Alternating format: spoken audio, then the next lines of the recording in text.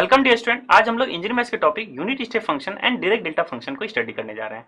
So after complete this module you will be able to describe unit step function, you will be able to evaluate Laplace transformation of unit step function, and also you will be able to describe second shifting property. In addition, you will be able to describe direct delta function and also you will be able to evaluate Laplace transformation of direct delta function. So अगर हम examination point of view की बात करें, बहुत important topic है। हमेशा question unit step function का Laplace निकालना या डायरेक्ट डेल्टा फंक्शन का लाप्लास निकालना डायरेक्टली जो है क्वेश्चन पूछा जाता है। दैट मीन्स आपको ये पता होना चाहिए कि Laplace transformation of unit step function को किस तरह से इवेल्युएट करते हैं और Laplace transformation of direct delta function को किस तरह से इवेल्युएट करते हैं। अगर हम लिंकेज की बात करें तो आपके पास डिफरेंशियल इक्वेशन को भी हम लोग किस तरह से सॉल्व करते हैं, लाप्लास ट्रांसफॉर्मेशन से सॉल्व कर सकते हैं। दैट मीन्स अगर डिफरेंशियल इक्वेशन में आपके राइट हैंड साइड में फंक्शन क्या इन्वॉल्वमेंट हो, यूनिट स्टेप फंक्शन हो या इधर क्या हो सकता है, डायरेक्ट डेल्टा फंक्शन जो है इन्वॉल्व हो सकता है। दैट मीन्स इस टाइप के डिफरेंशियल इक्वेशन को आप तभी सॉल्व कर पाएंगे जब तक आप ये जानते हो कि यूनिट स्टेप फंक्शन का लाप्लास किस तरह से निकाला जाता है और या डायरेक्ट डेल्टा फंक्शन का लाप्लास किस तरह से निकाला जाता है। सो अगर हम एप्लीकेशन पॉइंट ऑफ व्यू की बात करें, बहुत ही वाइडली एप्लीकेशन है यूनिट स्टेप फंक्शन का। नेटवर्क थ्योरी में इसकी एप्लीकेशन है, सर्किट एनालिसिस में इसकी एप्लीकेशन है, सिग्नल सिस्टम में भी इसकी एप्लीकेशन है। दैट मीन्स जहां ऑन और ऑफ सिस्टम है वहां भी क्या है, यूनिट स्टेप फंक्शन जो है वाइडली एप्लीकेबल है। अगर हम डायरेक्ट डेल्टा फंक्शन के एप्लीकेशन की बात करें तो डायरेक्ट डेल्टा फंक्शन जो है किसी पॉइंट मास, पॉइंट चार्ज, इस टाइप के फंक्शन को डिफाइन करने के लिए हम लोग डायरेक्ट डेल्टा फंक्शन को यूटिलाइज करते हैं। तो आइए स्टार्ट करते हैं। सबसे पहले हम यूनिट स्टेप फंक्शन देखेंगे और किस तरह से उसका लाप्लास निकालते हैं वो देखेंगे, और साथ ही साथ सेकंड शिफ्टिंग प्रॉपर्टी है उसको किस तरह से डील करते हैं यूनिट स्टेप फंक्शन में, उसको देखेंगे। फिर फर्दर हम लोग किस पे फंक्शन को डील करेंगे, direct delta function, and then इसको इवेल्युएट करते हैं किस तरह से लाप्लास ट्रांसफॉर्मेशन, उसको हम लोग जो है डील करेंगे। तो आइए स्टार्ट करते हैं। सबसे पहले यूनिट स्टेप फंक्शन क्या होता है।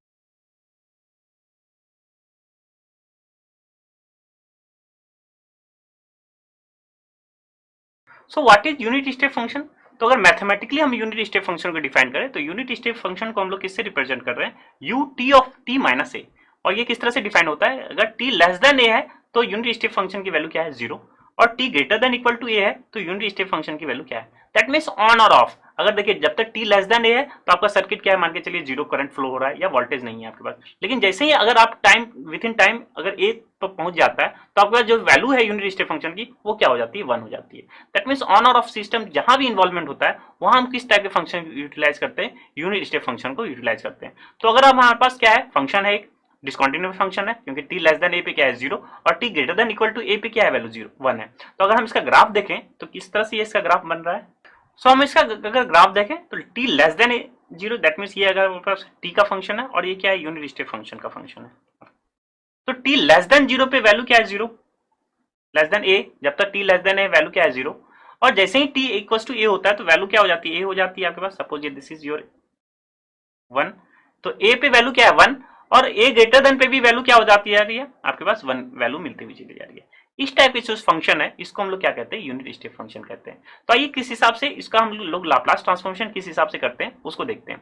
तो यूनिट स्टेप फंक्शन का हमें डेफिनेशन क्लियर है कि अगर टी लेस देन ए पे वैल्यू क्या है, जीरो, और t greater than equal to पे ए पे वैल्यू क्या है, वन। तो लाप्लास ट्रांसफॉर्मेशन का बेसिक डेफिनेशन यूटिलाइज करते हैं और उसके अकॉर्डिंग ही हम इस पर्टिकुलर फंक्शन जो यूनिट स्टेप फंक्शन नोन है उसका फाइंड आउट करते हैं हम लोग लाप्लास ट्रांसफॉर्मेशन।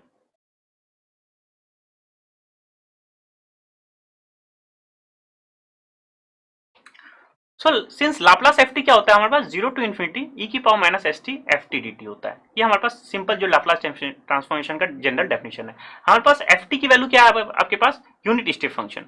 तो एफ टी की वैल्यू पे, एफ टी के प्लेस पे हम क्या करें, लिख लें you t minus A, that means unit step function का हम लोग क्या निकालना है, लाप्लास ट्रांसफॉर्मेशन निकालना है। तो replacing f t is equal to u t minus ए।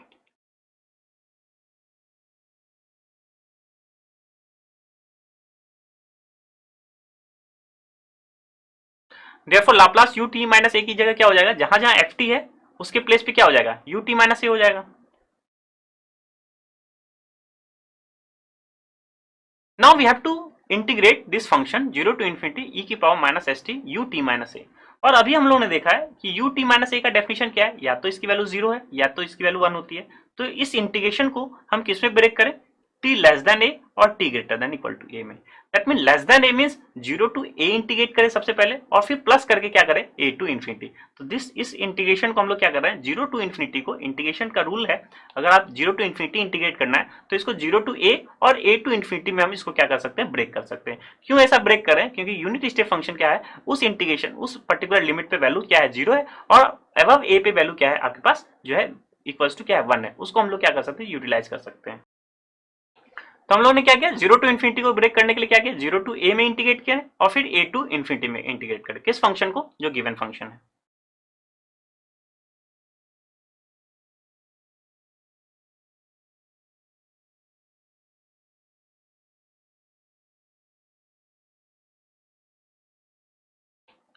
तो नाउ अब हम लोग क्या कर सकते हैं, डेफिनेशन यूटिलाइज कर सकते हैं किसका, इस फंक्शन का, जो जिसको हम लोग क्या कह रहे हैं, यूनिट स्टेप फंक्शन नाम दे रहे हैं। तो यू टी माइनस ए, अगर आपके पास इंटरवल क्या है 0 टू ए, तो यू टी माइनस ए की अकॉर्डिंग क्या है definition, 0 to a, that means अगर लेस देन ए है तो उसकी वैल्यू क्या है यूनिट स्टेप फंक्शन का 0। तो यू टी माइनस ए की वैल्यू हम क्या कर ले, 0 कर ले। और जो सेकंड इंटीग्रेशन है greater than equal to a, greater than equal to a means यह ए से कहां तक, इन्फिनिटी तक, इसकी वैल्यू क्या है आपके पास 1 है। तो हम 0 और 1 की वैल्यू पुट कर सकते हैं किसकी जगह, यू टी माइनस ए की जगह, according to the integration 0 to a and a to infinity.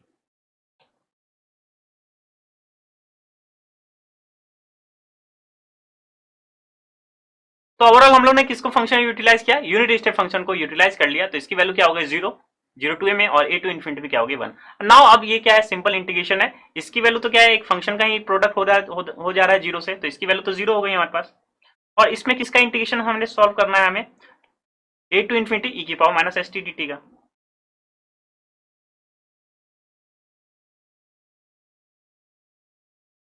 और e की power minus s T D T, that means एक एलिमेंट्री फंक्शन है जिसका इंटीग्रेशन हम क्या कर सकते हैं, इजिली निकाल सकते हैं। अगर एस टी को हम क्या पुट कर ले, x पुट कर ले, तो क्या हो जाएगा आपके पास dt क्या हो जाएगा, dx के टर्म में हो जाएगा। या इसको हम लोग इन जनरल डायरेक्टली फॉर्मुलेशन से भी यूटिलाइज कर सकते हैं, e की पावर माइनस एक्स का फॉर्मुलेशन।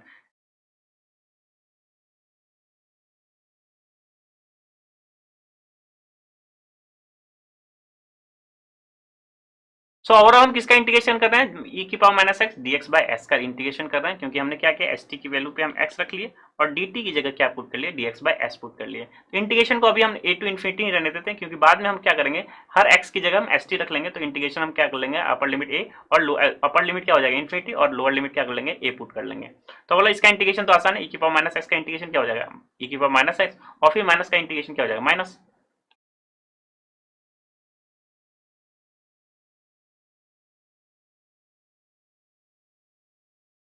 और हमने, हमारा इंटीग्रेशन हो गया, कंप्लीट हो गया, और x की जगह हम फिर से रिप्लेस कर दे किसको, st को।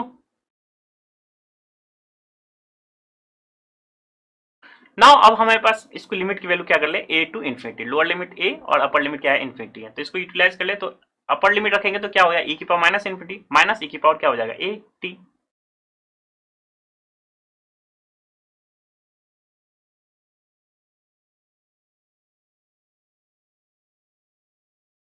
So since a t mean that means हम ये जो लिमिट ऑफ इंटीग्रेशन है ये किसका है, t के रिस्पेक्ट में है। तो आपके पास जो लिमिट की वैल्यू है वो किसकी लिमिट है, ये t इक्वल्स टू a और t इक्वल्स टू इन्फिनिटी है।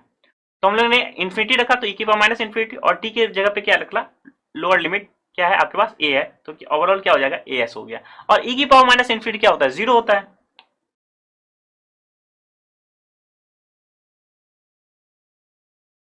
तो यहां से सिंप्लीफिकेशन कर ले तो माइनस माइनस क्या हो गया, पॉजिटिव साइन हो गया। तो ओवरऑल हमारे पास जो है Laplace transformation of unit step function evaluate हो गया। This is nothing but e की power minus as by s। ये हम लोग किसका लाप्लास ट्रांसफॉर्मेशन निकाले, Laplace of u t minus a। Simple proof था।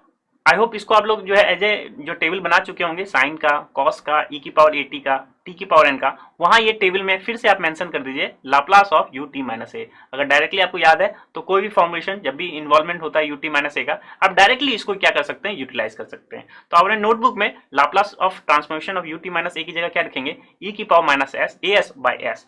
यहाँ a क्या है, अगर कंपेयर करें a को तो किससे कंपेयर कर रहे हैं, t माइनस ए से कंपेयर करेंगे। तो जो a की वैल्यू लिखी रहेगी वही कहाँ रखेंगे हम, इस पोजीशन पे वैल्यू रखेंगे। ए की जगह 2 है तो आप क्या रखेंगे e की power minus 2s by s। A की जगह 3 है तो ओवरऑल आपके पास Laplace transformation of ut minus 3 क्या हो जाएगा, e की power minus 3s bye s हो जाएगा।